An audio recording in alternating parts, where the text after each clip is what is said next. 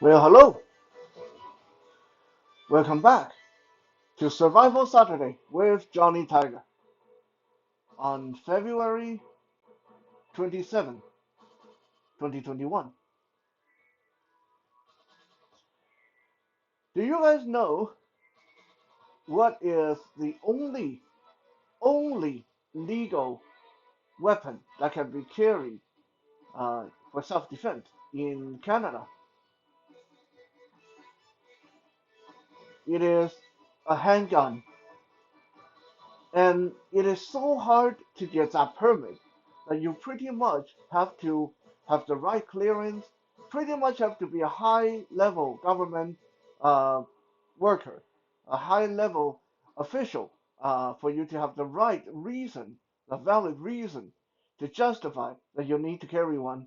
Like if you work for undercover military or information gathering or stuff like that. That's the only time that you can pretty much get a handgun that you can carry as a self-defense weapon in Canada.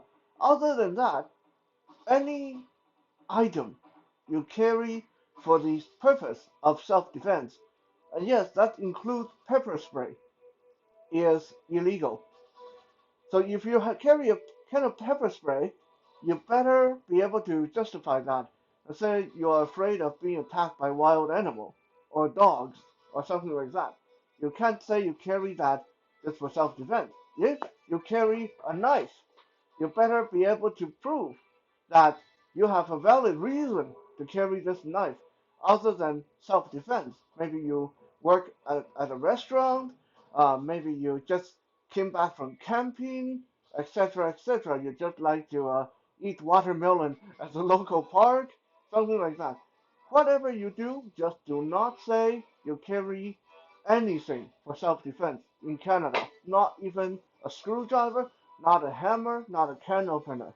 Nothing is legal for self-defense purpose.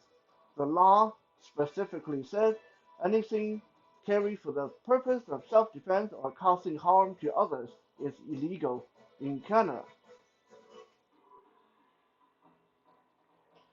Now, everyone who's watched the channel long enough know that I am a knife guy, and I do uh, support carrying knives on you, not specifically for self-defense, but I think a knife is just a really versatile tool for any kind of situation that you might need one, such as opening packages, such as trimming bushes, such as smashing your way out of a car if you are trapped inside a car, or cutting the seatbelt if your seatbelt is stuck, etc., etc. I have run into so many situations where I have needed a knife in my life.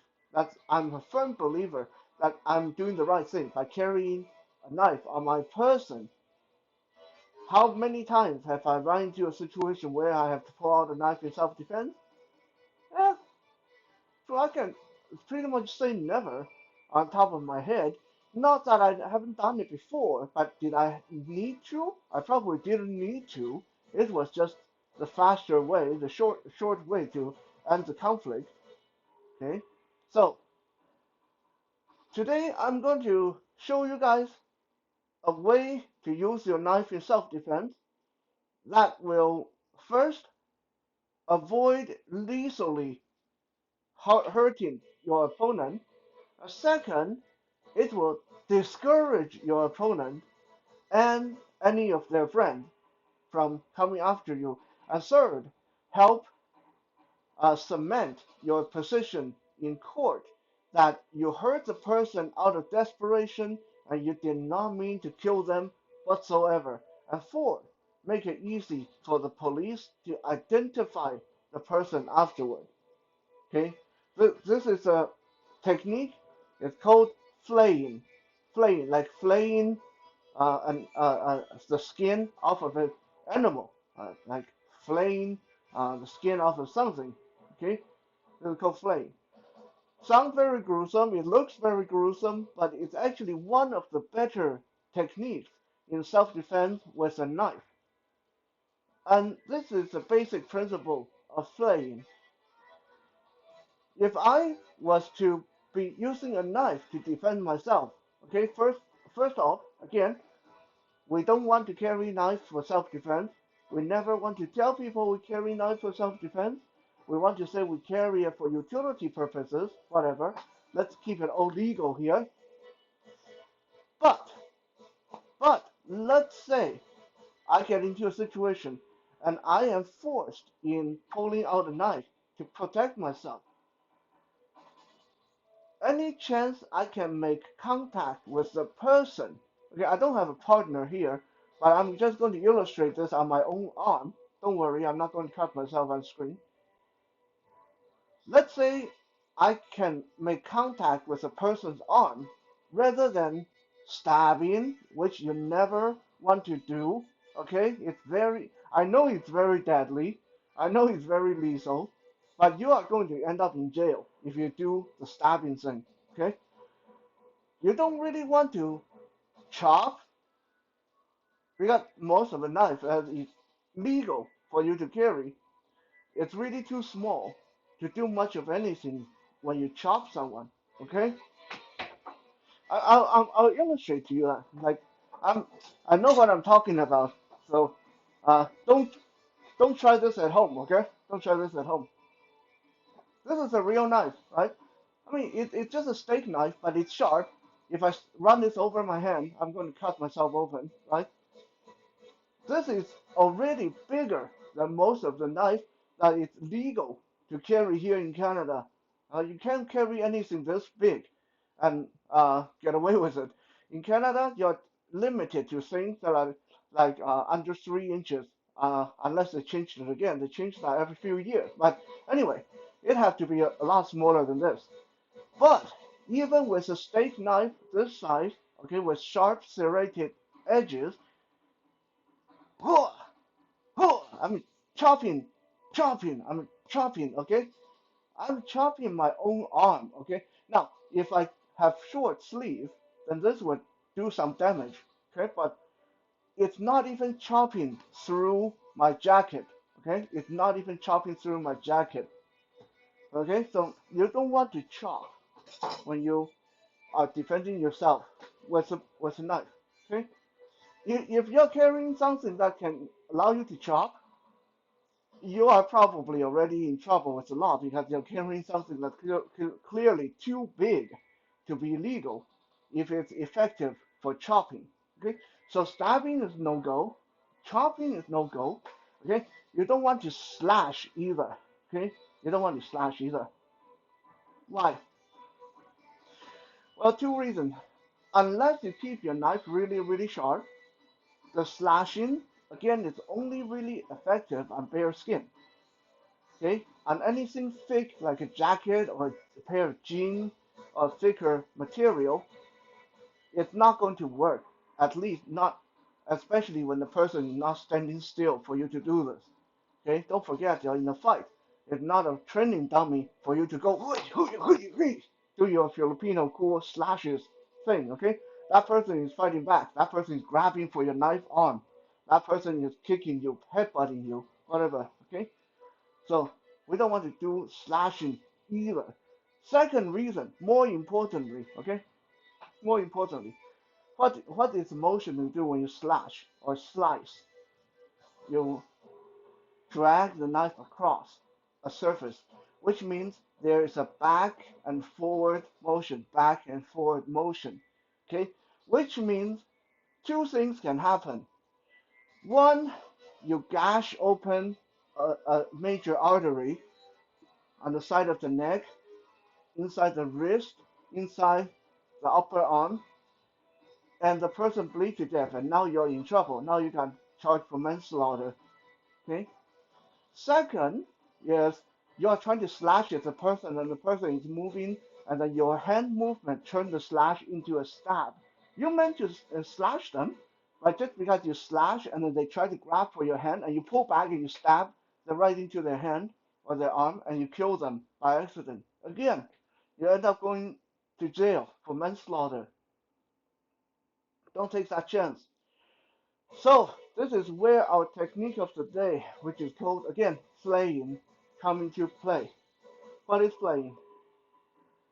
This can be done whether in commando grip or in saber grip. And the only principle is imagine you are uh, peeling an apple with your knife. That is the best way I can describe this.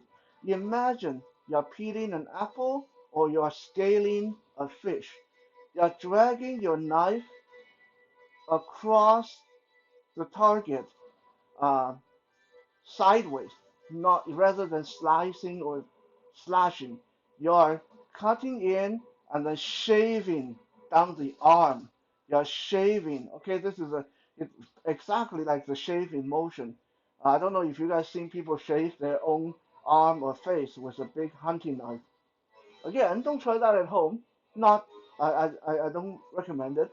But anyway, look it up on YouTube. People do that sometimes. So that is what you want to do, the shaving motion, the shaving, the peeling motion with your knife. Anytime you get a chance to get into range with your knife, no matter if the face, the arm, the leg, just shave, just shave, just shave. The finger, okay? Now, why is this so effective? One, it's very unlikely that you're going to kill them with this because it's such a shallow cut. It's a shallow cut. You're peeling the skin, okay? You're not going to the muscle, you're not going deep. You're shaving the top surface, okay? So the chance of you killing them by accident is very, very, very small. And why is this a good deterrent? Because it's messy. But this is a lot messier than a stab, a lot messier than a cut. This is shave and the whole skin, the slab of skin, come off. Okay, you go do that to the finger, the skin come off. You do that to the leg, okay, they lose skin. Okay, it's not very deadly, but it's sure messy, messy as heck. Okay, so a person is less likely to want to continue to fight you with a piece of the skin hanging out of their arm, and it's less likely for any of their friend to want to jump in when they see that. It's very, very disgusting. Okay, now that took care of point number one. Number two, it's not likely to kill them, and it's a great deterrent. Point number three, why is this a good defensive argument in court? Well, because if I stab the person and the person die, I am going to have a hard time explaining that to the judge. I can't say I stabbed him, but he died. I didn't mean to kill him. Well, if you didn't mean to kill him, why did you stab him? If I slash at them and then they bleed out again, why did you slash them? Don't you didn't you know that can kill someone? But if I do something so unconventional and so obviously non-lethal as shaving down the person's arm, shaving the side of their face, okay, shaving down their leg, like that. Again, messy wound, but it's very hard for the crown to prove that I meant to kill them.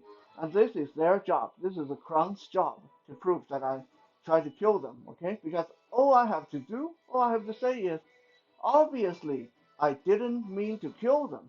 Because otherwise, I could have just stabbed them. I could have just slashed them. I wouldn't have to do this awkward thing like shaving down their arm. I just did this so I could discourage them from coming after me. Okay, so it's a lot easier for you to explain this away in court than stabbing or slashing or chopping off someone's arm. Point number four, easy for the police to identify your attacker afterward. If you just stab someone in the arm, if you just slash them in the arm, they, depending on how tough they are, depending on how sharp your knife is, but a lot of times they don't even have to go to the hospital. Okay, I've cut myself really, really bad before and didn't go to the hospital. I just uh, took care of it myself. But if you shave or you flay the skin off of someone's finger, someone's arm, someone's face, someone's leg, they are going to the hospital. There's no way they're going to take care of this themselves at home, okay, unless they know some uh, under the table doctor or black market doctor or something like that. Most likely they are going to the hospital, and it's a very specific kind of injury that you can tell the police about. Okay, now if the police say, okay, now can you describe to me, especially for me, since I'm blind, if the police ask me, can you describe to us what the perpetrator, what your attacker look like? And I say, I have no idea. They smell like they smoke a lot of cigarette. They smoke with a thick Australian accent. Sorry, guys in Australia, but I had to use someone as an example. Uh, there's a lot of guys like that. Okay? And let's say I stab them in the arm. Well, if you guys know how many stabbings happen in one day, the police never going to be able to track that down. Now, if I say I slash them on the leg, again, there's so many slashing and slicing and injuries like that happening in one day. There's no way the police are going to be able to track them down. But if I can tell the officer I did this to their arm, okay, just look for someone with a big patch of skin missing on their arm, or a big patch of skin missing on their face, big patch of skin missing on their leg, that will be super, super easy for the police to find, because I doubt in a week you'll be able to find 10 people with that kind of injury. So, flaying, shaving across with a knife, peeling the apple, shaving the arm hair, help you not kill the person. It's a non-lethal force. It's very messy, so a great deterrent. It will help the police by identifying your attacker afterward, and it will be a lot easier to justify in court than a stabbing or a slashing, or if you chop off someone's arm. Thank you for checking out today's Survival Saturday. We'll be back again tomorrow for Soul Search Sunday. For now, have a good night.